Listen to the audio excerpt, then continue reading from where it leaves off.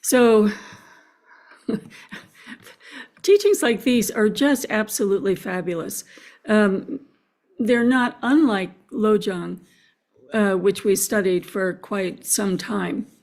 There's this sense of how to move from struggling with samsara to overcome the sense of believing that there's something terribly wrong with ourselves or our lives or our minds, to seeing that actually within everything is a gift of wisdom. It never was separate from wisdom. Inherently in the obstacle is wisdom. And that is what is particularly referred to in the first verse with the kleshas. So as I was saying, the first verse is like a refrain. So now we're talking about kleshas and the burning heat of anger, the burning heat of jealousy, some strong emotion that has overtaken your mind temporarily. So what we know from the first verse go straight into its essential point. And in that, what the kleshas can bestow is bliss without contagion. And I'm going to talk about all three at once because in many ways they're similar. Then the next verse is about obstacles. And in the Tibetan tradition, they talk about obstacles, in a poetic way that comes from a different time and a different understanding, a different cultural understanding. But if we think of climate change, it could seem like a godlike force. If we think of wars, from the perspective of let's say the Ukrainians, it could seem like demonic interference. And we have, ranges of wonderful, we call them protector prayers. So they're prayers calling on, in a way that's understood as both an aspect of mind, but also the blessing power of the great being to help remove the obstacle.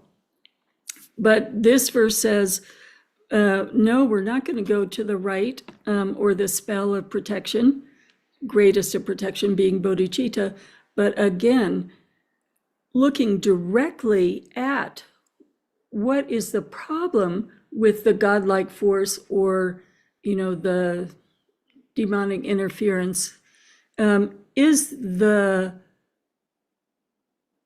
way we relate to it, and we're relating to it as I am inherently existing separate, not interconnected, but separate, and not a part of causes and conditions that are flowing, but isolated, and having an isolated life that's limited. So once we overcome that illusory view of a constructed self, then the ranks of the maras turn into your own army instead of the outside army. And then the third verse, when samsara with its anguish, and we think of birth, old age, illness, and death as the anguish of samsara in a very simple way. But we all know it, we all relate to it. In the Tuesday, Thursday meditation group, there are always one or two deaths, and often we're praying for women with problem pregnancies. And probably each one of us are feeling some of the difficulties of aging. So instead of seeing this as an obstacle, seeing it as an invitation to go much deeper into compassion, we could say going into the Tonglen practice with much greater empathy and interconnection with all of those people, not only people, all the sentient beings, all the animals, all the different kinds of life on Earth facing the same problem. So we are now at, I think it's the second to the last chapter in Venerable Pema's book, which is to say, she's already given us many techniques and methods that are very accessible.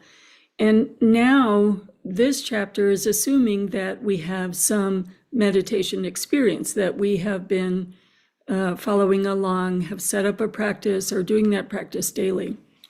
And in doing so, have accrued some wisdom to see how we can relate to this reframing an obstacle, a difficulty, a great pain in our lives into a delight, the exact opposite.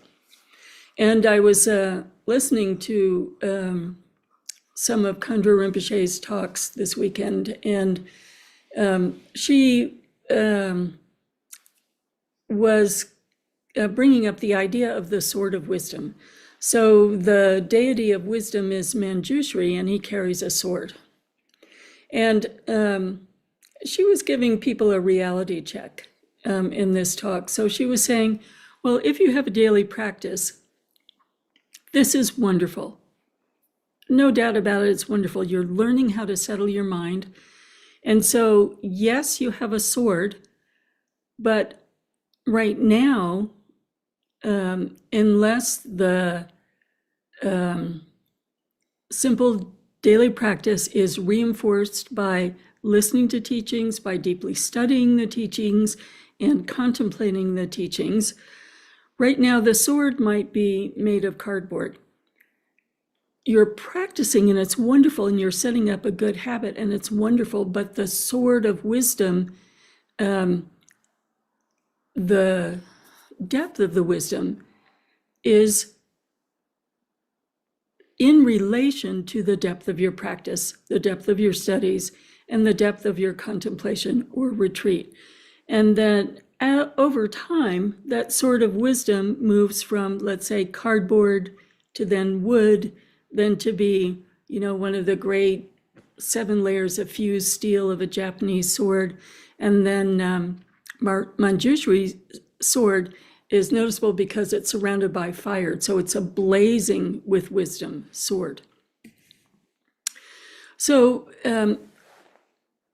I'm saying this to emphasize, even though her writing can seem simple and accessible, and this poem is lovely, if we approach this poem from the perspective of, well, I can't do this yet, and I must be a failure, then we're missing the point. We are growing into our understanding over time. If we listen to this poem and say to ourselves, oh, this is inspiring, one day I'm going to be able to work in this way, looking directly at something that is tormenting me and sever that ignorance with a blazing sort of wisdom, then that's inspiration to practice more. And that's how I invite you to really listen to this poem today.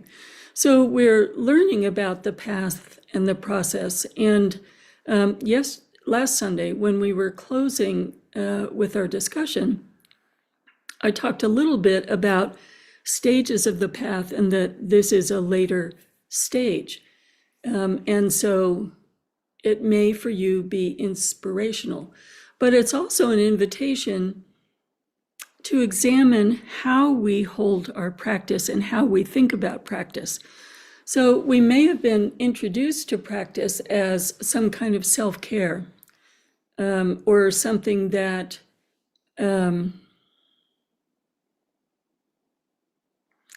if you take a yoga class at the gym, you lie down for the last 10 minutes and just relax, and because you've been concentrating, your mind is relaxed, and you allow your mind to stay relaxed.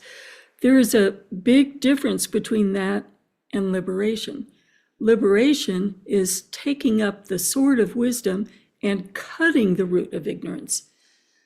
When we cut the root of ignorance, it doesn't come back. So right now, we probably see in our practice, well, my anger, it's so much better than it was, let's say, when we started studying together during COVID, and we went through all those different texts and wonderful practice. So I believe in talking to you that most people can see the difference in their use of tools and understanding of their mind and how their mind works. There's a big difference. But the habitual patterns haven't been severed by their very root. When we talk about liberation, we are talking about absolutely uprooting, and they do not return ever. They are gone. And this also, I hope, is inspiring, because we sometimes forget in the dailiness of our practice that the goal is this absolutely clear mind. And then that clear mind can be, or is naturally attuned to the suffering of others and how to help others and how to find the way to help others. But it is a mind that's blazing with wisdom. And because we've encountered so many things along the path, we have in our medicine chest the different kinds of medicine for all the different kinds of minds of the people we're associated, the people we meet, the people who are suffering. So with that perspective and with that attitude, going back to the kleshas, we might think, if we're in retreat, if a klesha comes up, some strong recurring pattern of any emotion, for each of us, we have our all-time favorites, but we have all the others. They're classified in large categories as general ignorance, hatred, pride, desire in the sense of addiction, and jealousy. So each of those poisons, when we work with them and when we uproot them, what becomes clear is the associated wisdom. So for ignorance, the associated wisdom is the wisdom of Dharma Dhatu, or the all-encompassing wisdom. The wisdom that's associated with hatred is mirror-like wisdom. The wisdom associated with pride is the wisdom of equality. And we can see this in the sense of, if our self-esteem is too high or too low, we are both focused on self in our ignorance, but not seeing that all beings with mind have Buddha nature, and there is an equality in that Buddha nature. The wisdom of discernment is associated with desire, and the all-accomplishing wisdom is associated with jealousy. So there will be a time where we go into this more deeply, but this is to say that when we're experiencing the extreme of an emotion, we can see, for instance, with hatred, let's say you're angry and you get clearer and clearer about what you're angry about, and you get more and more focused on what you're angry about. And that in itself, even though it is confused, can be almost single-pointed. And the clarity of that and the awareness that is perceiving the clarity is our wisdom awareness enmeshed in confusion. When the confusion is gone, what's left is the awareness and the wisdom. And it's a sheer delight, because once we understand in our experience that this is actually something we can experience,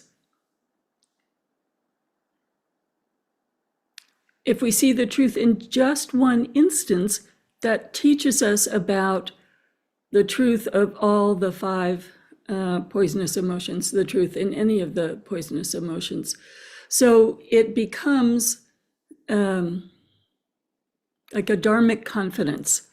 And then when the emotions sneak up on you, oh, it's a sheer delight. Oh my goodness, I can work with this. And in working with this, even if it's only for a second, I see the freedom of the wisdom that is the truth of the awareness that's enmeshed in the confusion temporarily. It becomes a delight in practice. And again, I'm going to keep saying this because my hope is we'll be able to offer the Sharvasti retreat twice a year, so that everybody has an opportunity to take a longer retreat. When you are in, even if it's just a weekend, but when you are in longer and longer retreat sessions, then your mind does settle completely. There are certainly stages of completely, but it settles to something you haven't perhaps experienced before when you're only able to do short daily meditation or short weekly meditation. So you experience the settledness with a continuous mindfulness. And then when the emotion comes up, you've got your sword right at your hand and you have the time. You have the time and space to say, I remember that verse. Can I look directly at that emotion to see what is that flash of wisdom when I clear away the confusion? So my hope is as many people as possible will be able to participate in the retreats so that we're all sharpening our swords until they blaze with the primordial wisdom.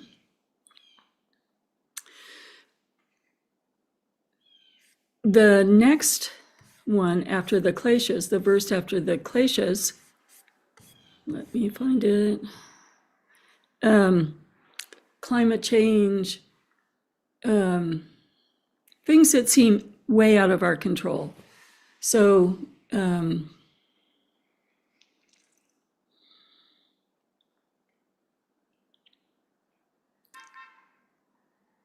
this is expressed with the word maras. And this is a particular teaching in the Tibetan tradition. And the maras are great hindrances that are poetically visualized as embodied. But the teaching is not about embodied things. The teaching is about what are the hindrances. So it would be having a body. If you have a body, it can get ill. Having the destructive emotions, which we just talked about. Our karmic life, the life of this body, is limited. So the Lord of Death or fear of death. And the fourth one is called the Mara of the Sons of Gods, which relates to pride and jealousy, but also more subtly relates to distraction. So we can see that, let's say, in my case, the mold, and then the evacuation of Liberation House do the mold. I'm talking to some of our friends in North Carolina, in Asheville. So all of a sudden there's a flood, some force out of your control, you have to evacuate. It disrupts. It disrupts your settled mind. It disrupts your, even though you know it's impermanent, you have a temporarily settled life. And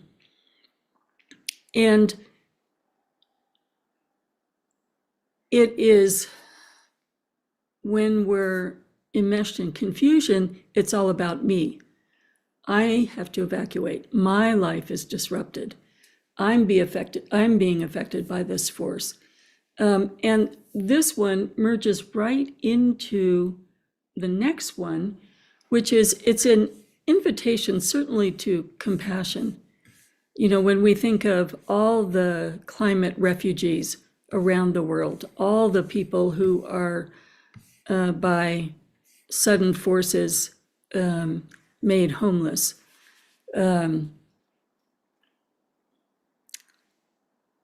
we are not alone in these obstacles that are arising. It's not something in our control, but it's not something we're alone in. And watching the news coming out of Urban Dharma, our Drikung Center in North Carolina, and how they're still going door to door and how they're still finding ways to reach people who need food or essential things. There's a sense of maybe their house has electricity restored, but the neighborhoods don't all have water and electricity. So at a physical level, taking on the greater burden, but on the spiritual level, then relating, let's say, my small difficulty to a greater difficulty, to the people who are suffering wars at the moment and, are bombed out of their houses. How to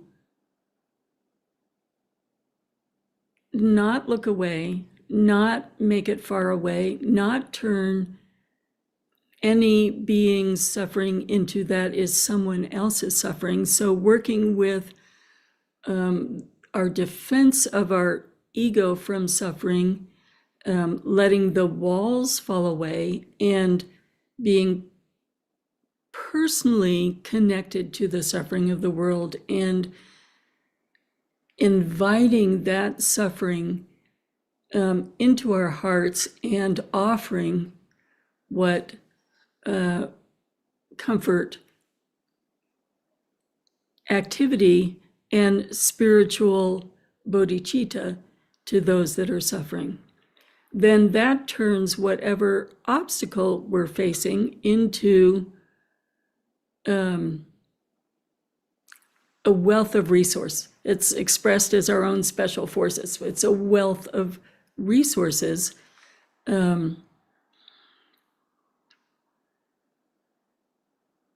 that is open to the world, open to ourselves and open to the world, and seeing obstacles that arise, sheer delight. There's a wonderful example in Words of My Perfect Teacher, I believe, that you can tell who the real meditators are. Like there's an earthquake, and when I read things, I perceive them visually. So I have like everybody's running and they're carrying their belongings, and rocks are falling like an avalanche. And so the teaching is everyone is running for safety, but the yogi sits down and practices sheer delight, obstacle arising, sheer delight. Let's look at how it brings that vestige, no matter what level we are, of me, myself, think of myself first, right to the forefront. We can see it absolutely directly for what it is. We see that it's an illusory thought, sheer delight. Another way to think about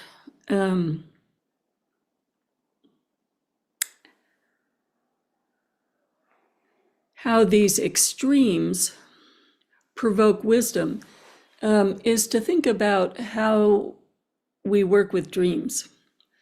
So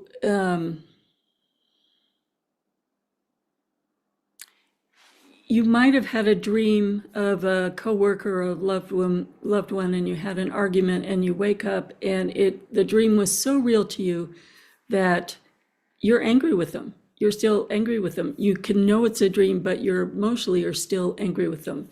So we start to see how an illusion that we know is illusion can cause in our being a strong emotion.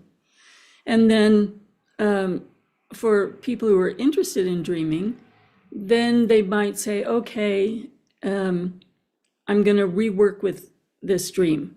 I'm going to take it now actively while I'm awake. I'm going to replay it in my mind. I'm going to see it for the illusion that it is. But when it gets really interesting is lucid dreaming. So in lucid dreaming, there's something that's causing, let's say, great fear. Most people have, well, I don't know if most people, I sometimes have a recurring nightmare, and it's usually being chased. And so with lucid dreaming, you feel the fear, and it's almost like I feel frozen and immobile.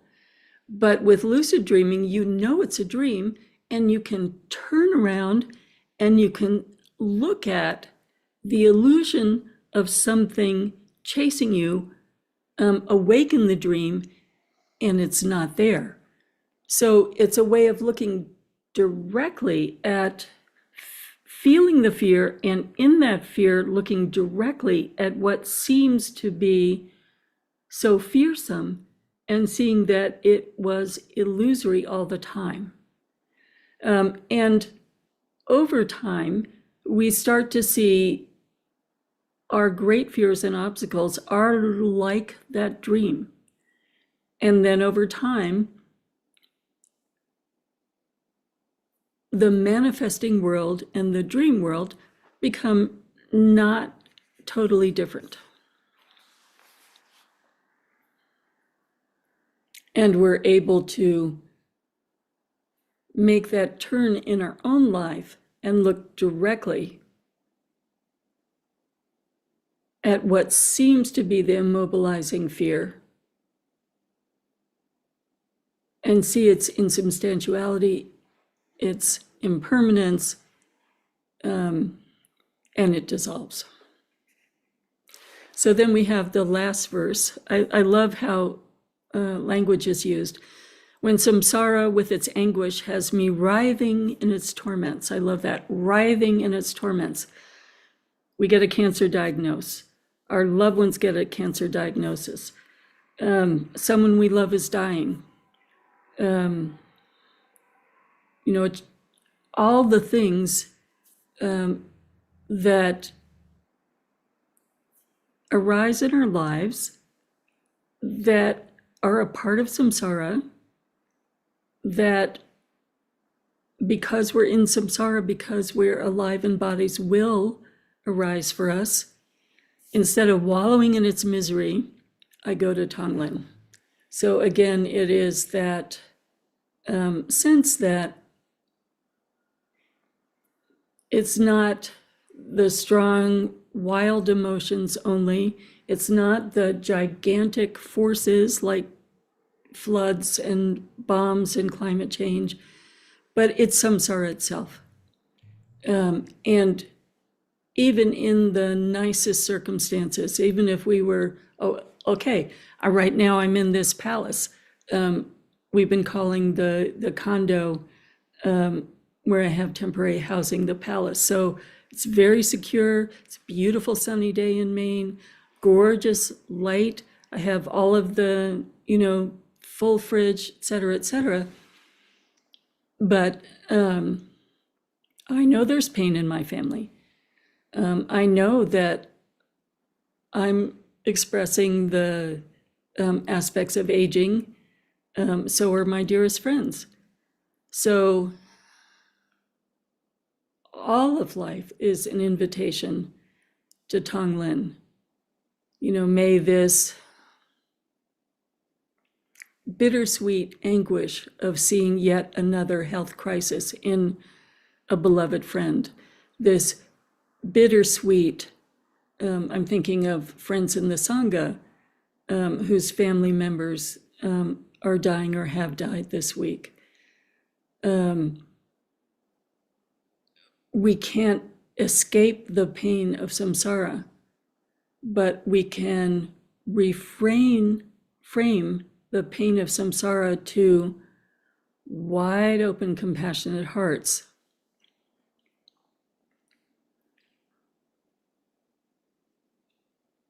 I go back over and over again to a wonderful poem by Audre Lorde,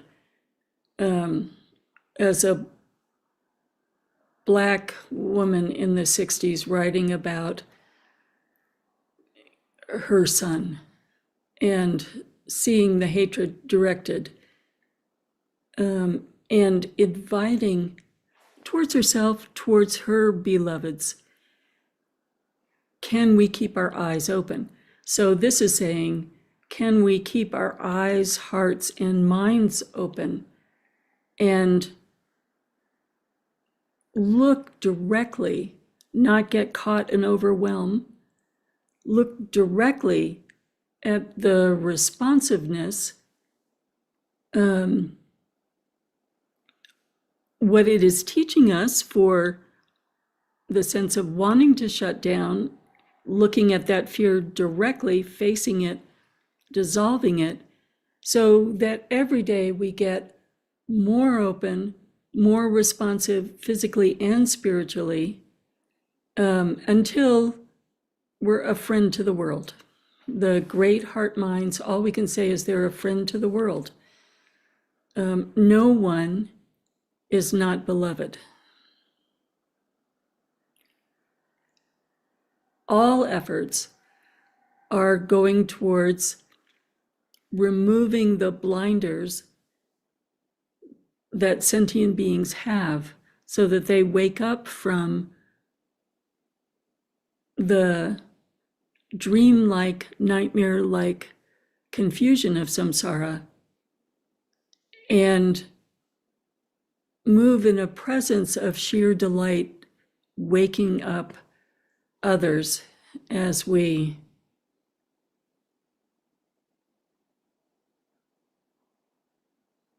acknowledge our interconnection.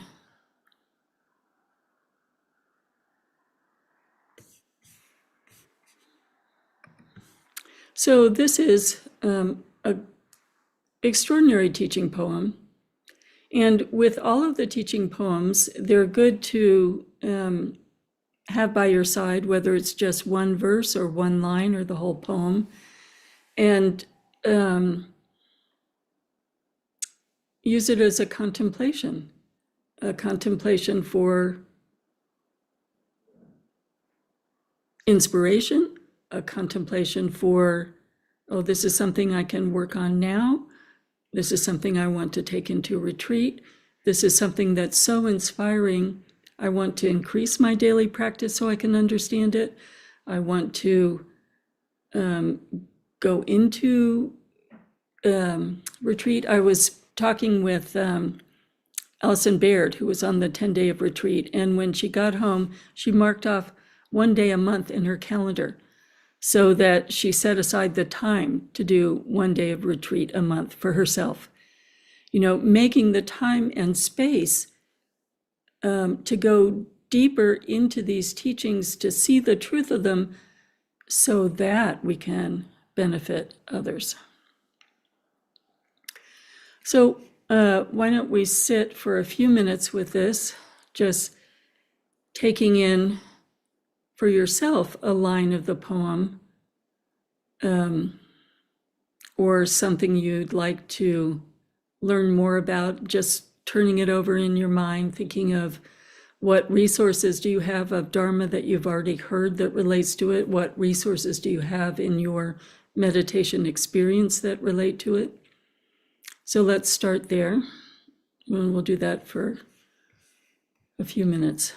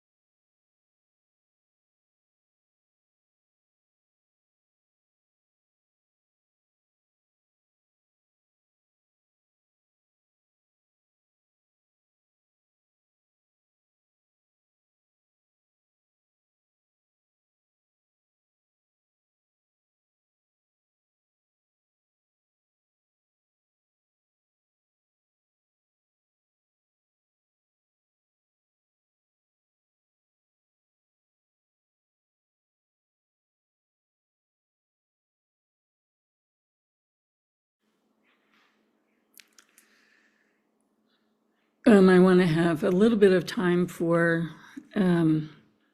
discussion. And I just want to close with one story. We're living in the most fortunate of times. We still have great, extraordinary lamas that are alive and accessible to us. And it may seem like some of these teachings are a little bit distant, but we know and have met and can receive teachings from lamas who practice this way and have this level of confidence and fearlessness. So I was thinking of just a simple story from His Eminence Garchen Rinpoche's life. He was traveling in a car in Tibet, and